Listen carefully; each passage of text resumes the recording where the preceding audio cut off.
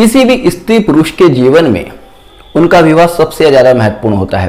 ये वो बिंदु होता है जो कि उनके जीवन और उनके भविष्य को निर्धारित करता है। वैवाहिक जीवन की सफलता एक अच्छे भविष्य के लिए बहुत ज्यादा जरूरी है। अगर किसी को एक अच्छा जीवन साथी मिल जाए तो जीवन स्वर्ग समान प्रतीत होता है, और वहीं अगर एक अच्छा जीवन साथी ना मिले, विपरीत स्थितियां मिले, तो जीवन कठिनाइयों से भरा हुआ नर्क समान महसूस होता है। तो इसलिए जीवन की सफलता के लिए वैवाहिक जीवन की सफलता बहुत ही ज्यादा जरूरी है। तो ऐसे में सभी स्त्री पुरुष ये चाहते हैं कि हम विवाह से पहले अपने साथी को जान सके, समझ सके, अपने वैवाहिक जीवन की सफलता को सुनिश्चित कर सके। और अधिकांशतः परिवार भी इसलिए विवाह से पहले अपने स्तर पर जो भी उनसे बन पड़ता है वो जान समझकर ही विवाह जोड़ते हैं। और इसके लिए वे ज्योतिष का भी सहारा लेते हैं। वे ज्योतिष के माध्यम से, कुंडली मिलान के माध्यम से वैवाहिक जीवन की सफलता को सुनिश्चित करने का प्रयास करते हैं। किंतु एक प्रश्न उठता है, क्या कुंडली मिलान वैवाहिक जीवन की सफलता का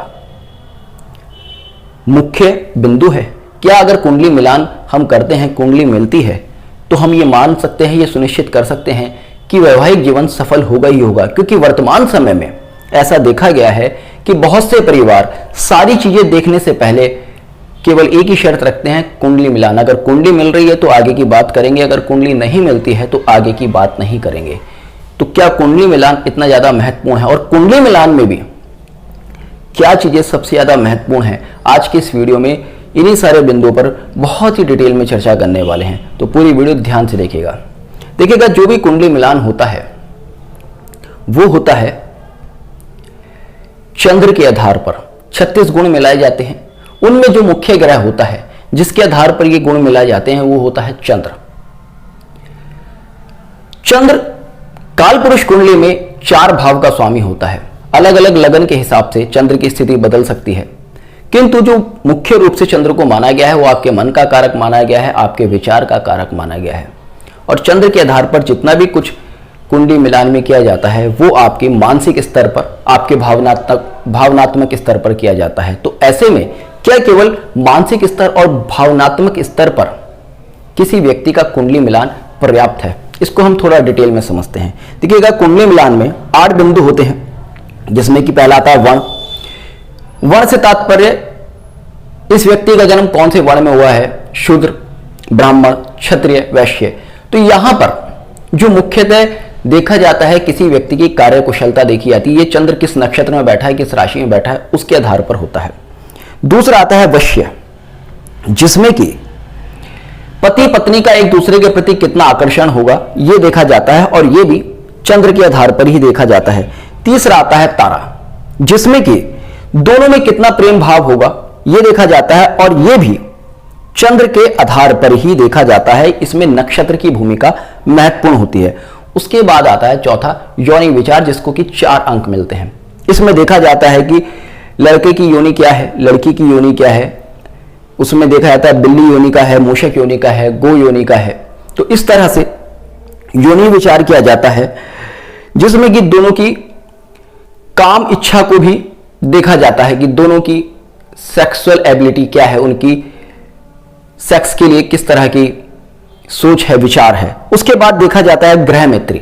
ग्रह मैत्री भी चंद्र के आधार पर ही देखी जाती है। ग्रह मैत्री में देखा जाता है कि चंद्र किस राशि में बैठा है, उस राशि का स्वामी, दोनों के चंद्र किस राशि में बैठे हैं, क्या उन राशियों के स्वामी आपस में मित्र हैं। अगर मित्र हैं तो ग्रह मैत्री के 5 अंक मिल जाते हैं, शत्रु हैं तो वो नहीं मिलते। उसके बाद देखा जाता है गण। गण मिलान में देखा जाता है राक्षस गण है, देवगण है। अब राक्षस गण, देवगण, मनुष्य गण में भी सीधा सा देखा जाता है आपकी नेचर क्या है, मनुष्य गण की नेचर है, राक्षस गण की नेचर है या देवगण की। तो ये भी जो छठा बिंदु है ये भी देखा जाता है आपके नेचर के आधार पर। 7वां आता है भकूट। भकूट मिलान में राशियों की मित्रता देखी जाती है। 9 पंचम योग देखा जाता है कि चंद्र, दोनों के चंद्र एक दूसरे से 9 पंचम या 2 12 में तो नहीं है, तो उससे किसी तरह की कोई परेशानी तो नहीं आएगी। और 8वां देखा जाता है नाड़ी दोष। नाड़ी दोष में देखा जाता है, नाड़ी दोष एक तरह से डीएनए की संरचना के हिसाब से देखा जाता है कि संतान प्राप्ति में किसी तरह की कोई दिक्कत तो नहीं आएगी। दोनों का ब्लड ग्रुप वगैरह आज के समय में अगर इसको थोड़ा एडवांस में देखें तो देखा जाता है कि इन दोनों का ब्लड ग्रुप क्या सेम तो नहीं है। और जैसे कि कहा जाता है कि दोनों एक ही गोत्र के नहीं होने चाहिए, दोनों सेम परिवार के नहीं होने चाहिए, तो वो नाड़ी दोष में कहीं ना कहीं कवर होता है। किंतु जब कुंडली मिलान करते हैं वो चंद्र के नक्षत्र आदि के हिसाब से ही देखा जाता है। तो जो कुंडली मिलान में 36 गुण मिलाते हैं उनमें मुख्य रूप से चंद्र लिया जाता है और चंद्र से आपकी मानसिक शारीरिक स्थिति को, आपकी भावनात्मक स्थिति को देखा जाता है। तो दो लोग जिनका की मानसिक विचार मिल रहे हैं, भावनात्मक विचार मिल रहे हैं, उसमें जितने ज्यादा पॉइंट्स बढ़ते जाते हैं, माना जाता है कि कुंडली मिलान उतना ज्यादा सक्सेसफुल है और उनका विवाह सुनिश्चित कर दिया जाता है, ये मानकर कि हाँ इनकी कुंडली मिल रही है और इनका विवाह सफल होगा। किंतु क्या केवल आपका मानसिक स्तर मिलना कुंडली मिलान के लिए जरूरी है, वैवाहिक जीवन की सफलता के लिए जरूरी है? जी नहीं।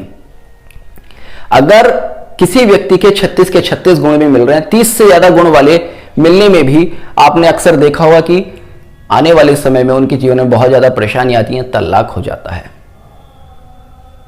तो फिर कुंडली मिलान की रिलेवेंसी कहां रह जाती है? मैं आपको कुछ ऐसे बिंदु बताता हूं जो कि अगर आप कुंडली मिलान में देखेंगे तो कभी भी वैवाहिक जीवन में परेशानी आएगी ही नहीं। सबसे पहला तो है मनोकूलता।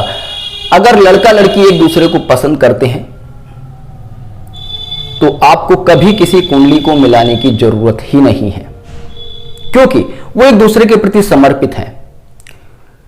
पाराशर ज्योतिष में भी कहा गया है कि अगर मनोकूलता है तो फिर कुंडली मिलान की कोई जरूरत नहीं है, और कहा गया है जैसे कि मियां बीबी राजी तो क्या करेगा काजी, तो वहां पर कुंडली मिलान की कोई जरूरत ही नहीं है। दूसरा बिंदु अगर कुंडली मिलान में आपको देखना है सबसे पहले तो आप देखेंगे परिवारों की आपस में अनुकूलता।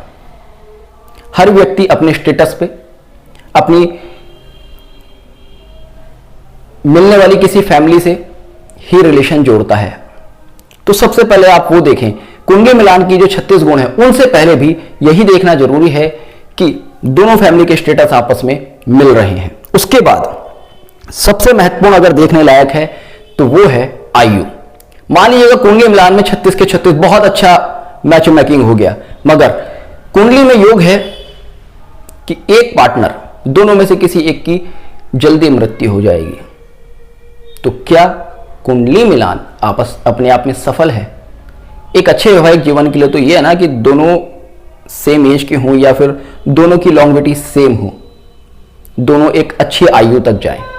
तो बर्थ चार्ट में सबसे पहले यह देखा जाए कि दोनों की आयु क्या है। उसके बाद कुंडली मिलान में देखा जाए परिवार, जाति, कुल, जो कि अक्सर लोग देखते हैं।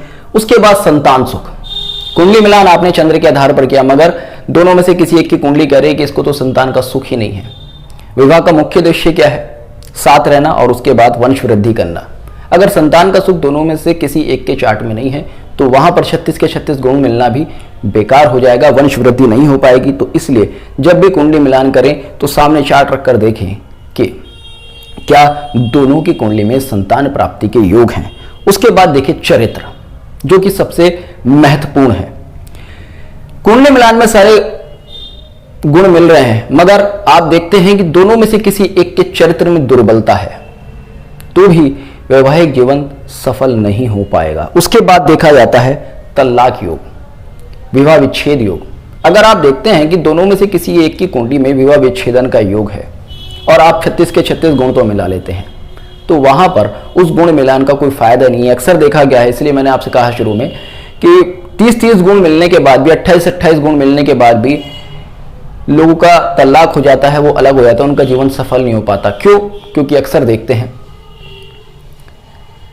कि किसी एक की कुंडली में विवाह विच्छेदन योग होता है। तो ऐसे में इसको भी देखना बहुत ज़्यादा जरूरी है। किसी तरह का विवाह विच्छेदन योग तो नहीं है, या किसी वजह से प्रोफेशनल प्रॉब्लम की वजह से कोई एक दूसरे से अलग रहने का योग तो नहीं है। उसके बाद धन और संपत्ति का योग भी देखना बहुत ज़्यादा जरूरी है, क्योंकि आधुनिक समय में बिना पैसे के, बिना संपत्ति के जीवन को नहीं चलाया जा सकता। एक हकीकत है, केवल प्यार के दम पर जीवन को नहीं काटा जा सकता। तो देखना चाहिए कि इन दोनों की कुंडली में धन और संपत्ति का, आय का किस तरह का योग है। और उसके बाद सबसे महत्वपूर्ण है स्वास्थ्य, क्योंकि अगर दोनों में से किसी एक का भी स्वास्थ्य कमजोर होगा तो भी आप देख सकते हैं कि वैवाहिक जीवन में कहीं ना कहीं परेशानी आएगी ही आएगी। तो केवल चंद्र के आधार पर कुंडली का मिलान कहीं से कहीं तक भी तर्क सम्मत नहीं कहा जा सकता, क्योंकि आप केवल मन के आधार पर मिला रहे हो, भावनात्मक रिश्ते के आधार पर मिला रहे हो। दो लोगों का भावनात्मक रिश्ता बहुत ज्यादा मजबूत है, किंतु किसी एक का स्वास्थ्य गड़बड़ा जाता है, किसी एक का एक्सीडेंट हो जाता है, उसकी अकाल मृत्यु हो जाती है, या किसी एक को अपने वर्क की वजह से बहुत दूर जाना पड़ जाता है, तो ऐसे वैवाहिक जीवन का क्या फायदा। दो लोगों का भावनात्मक रिश्ता बहुत ज्यादा मजबूत है, मगर किसी एक की कुंडली में संतान योग नहीं है, तो वंश वृद्धि नहीं हो सकती। इसलिए मैं अक्सर कहता हूं कि कुंडली मिलान जब भी करें, दोनों की कुंडलियों को बहुत ही डिटेल में एनालिसिस करने के बाद करें, केवल और केवल 36 गुणों को ना मिलाएं। और उसके बाद मैं हमेशा एक बात और कहता हूं कि जोड़ियां स्वर्ग से बनकर आती हैं। कुंडली मिलान के चक्कर में बहुत ज़्यादा पड़ना बिल्कुल नहीं चाहिए। आप अपने मन की संतुष्टि के लिए ये सब कर सकते हैं, किंतु अगर आपको एक अच्छा परिवार मिलता है, एक अच्छा साथी मिलता है, तो आप बिना किसी झिझक के शादी कर सकते हैं। होपफुली आपको आज का वीडियो पसंद आया होगा, तो जुड़े रहिएगा अष्ट सूत्र के साथ। मिलते हैं नेक्स्ट वीडियो में, तब तक के लिए जय हिंद, जय भारत।